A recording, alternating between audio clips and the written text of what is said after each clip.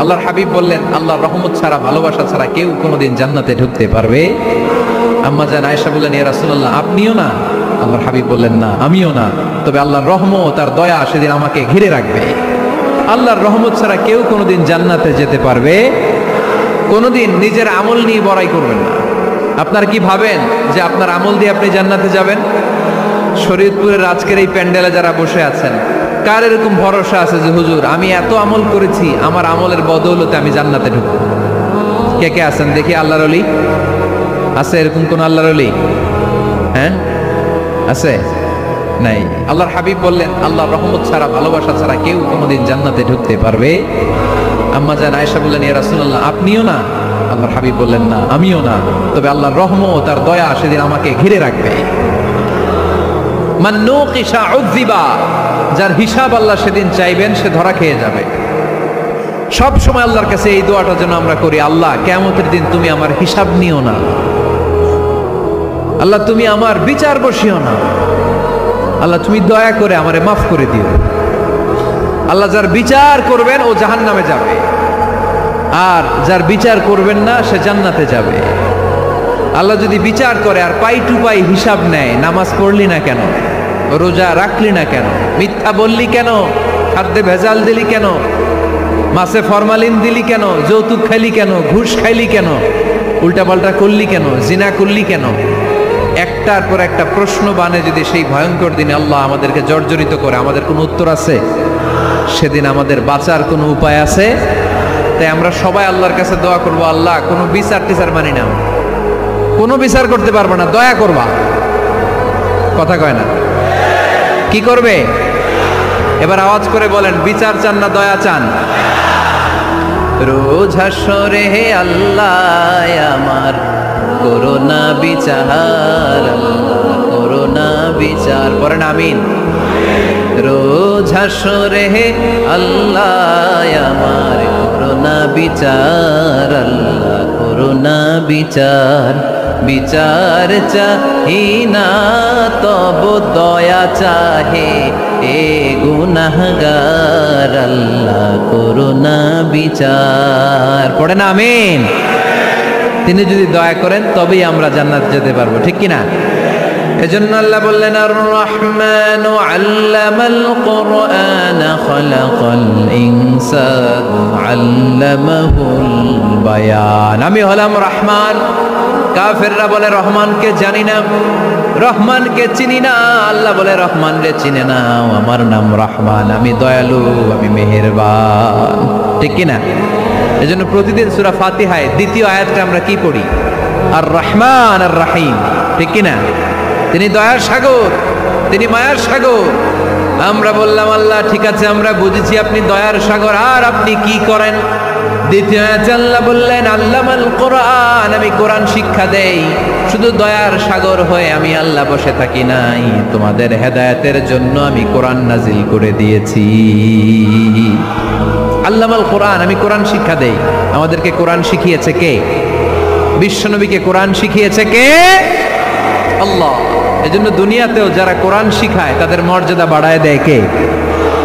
বাংলার জমিনে যারা কোরআন শরীফ শিখায় এদের মর্যাদা সবচেয়ে কম, এদের বেতন সবচেয়ে কম, এরা সমাজে সবচেয়ে বেশি অবহেলিত, ঠিক কি না? আল্লাহর কাছে এরা সবচেয়ে বেশি সম্মানিত।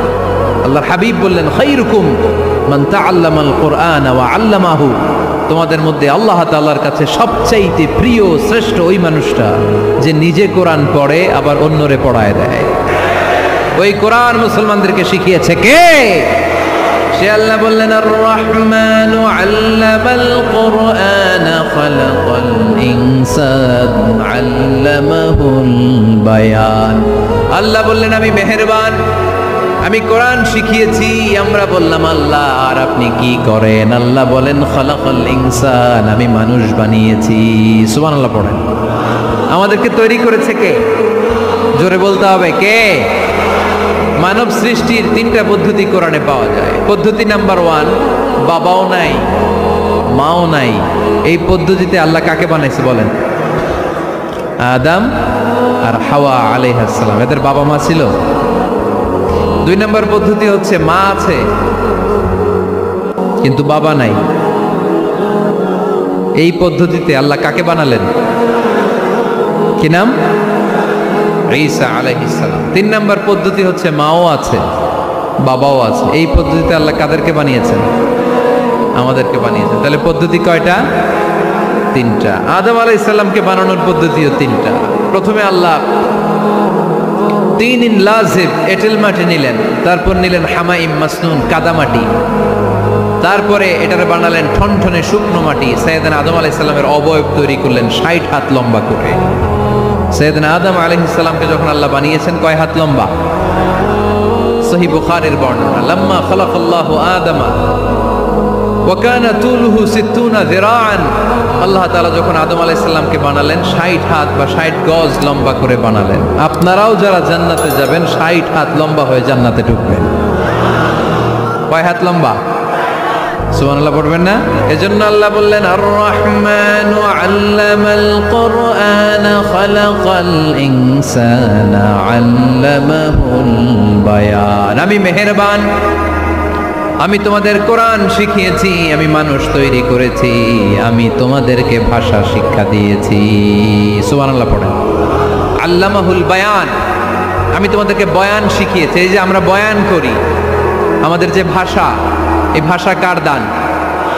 আমাদের বাংলা ভাষা কার দান? পৃথিবীতে অনেক ভাষা আছে, একটা ভাষার প্রকাশভঙ্গির সাথে আরেকটার মিল নাই।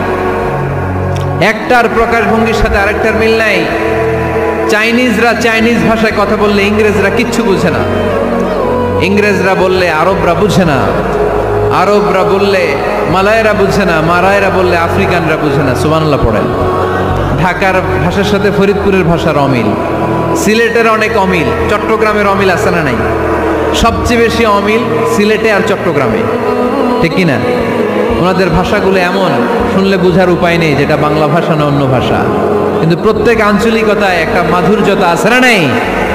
আল্লাহ পাক এই কোরআনের মধ্যে আঞ্চলিকতার দাম দিলেন। হিশাম বিন হাকিম বিন হিজাম কোরআন থেকে তেলাওয়াত করতে শুরু করলেন। এই তেলাওয়াত শুনে সাইয়েদনা ওমরে ফারুক ওনার ঘাড় ধরে টেনে বিশ্বনবীর কাছে নিয়ে আসলেন।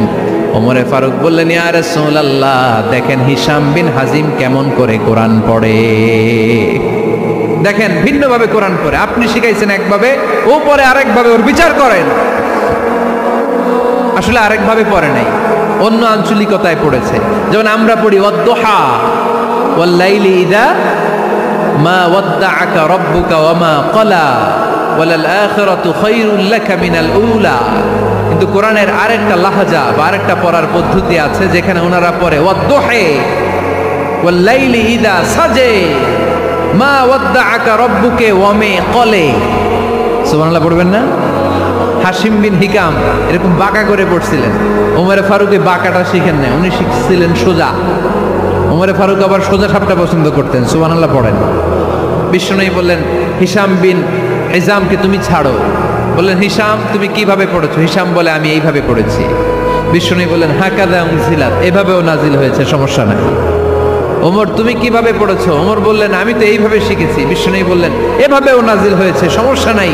উনজিলাল কুরআনু আলা সাবআতি আহরুফ ফাকরাউ মা তায়াসসারা মিনহু।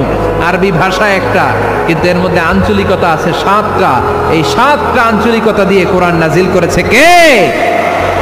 এজন্য আঞ্চলিকতার মর্যাদা আল্লাহ কোরআনেও দিলেন।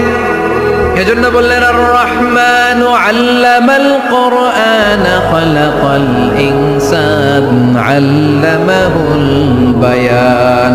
আমি মেহেরবান, আমি কোরআন শিখালাম, আমি মানুষ বানালাম, আমি তোমাদেরকে ভাষা শিখালাম। সুবহানাল্লাহ পড়েন।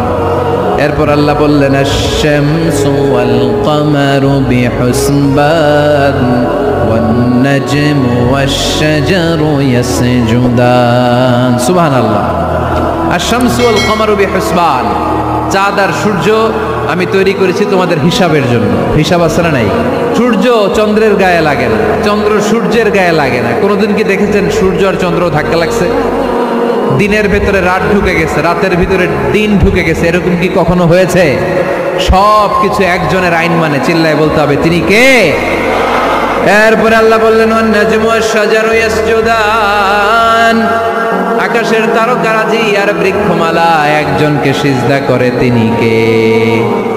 আকাশের তারাগুলো আল্লাহর সিজদা করে, কিন্তু আমরা আল্লাহর সিজদা করতে চাই না। গাছগুলো আল্লাহর জিকির করে, কিন্তু আমরা জিকির করতে চাই না, ঠিক কি না? অস্ট্রেলিয়ার সিডনি শহরে একটা জঙ্গল আছে, ওই জঙ্গলে একটা গাছ আছে, গাছ, ওই গাছটা টু দ্য ডাইরেকশন অফ কেবলা, কেবলামুখী হয়ে মানুষের মতো রুকু করে আছে একটা গাছ। সুবহানাল্লাহ কইতে পারলেন না? ক্যালেন্ডারে দেখা যায়, পত্রিকায় দেখা যায়, গাছ রুকু করে আছে। আমরা রুকু করি না, আমরা সিজদা করি না। কিয়ামতের দিন আল্লাহ বলবে আমার সিজদা দিয়ে দেখা। আপনারা যারা নামাজ পড়েছেন, সিজদা দিয়েছেন, তারা আল্লাহু আকবার বলে সিজদায় লুটিয়ে পড়বে। আর যারা নামাজ পড়ে নাই, তারা শত চেষ্টা করেও তাদের পিঠকে বাঁকা করতে পারবে না। এজন্য 5 ওয়াক্ত সালাত জামাতের সাথে পড়ার দরকার আছে না নাই? আজকের এই মাহফিলটা তখনই সফল হবে যখন আমরা এই ওয়াদা করতে পারবো যে জীবনে কোনোদিন নামাজ ছাড়বো। এই ওয়াদা করা যাবে? সবাই করতে পারবেন?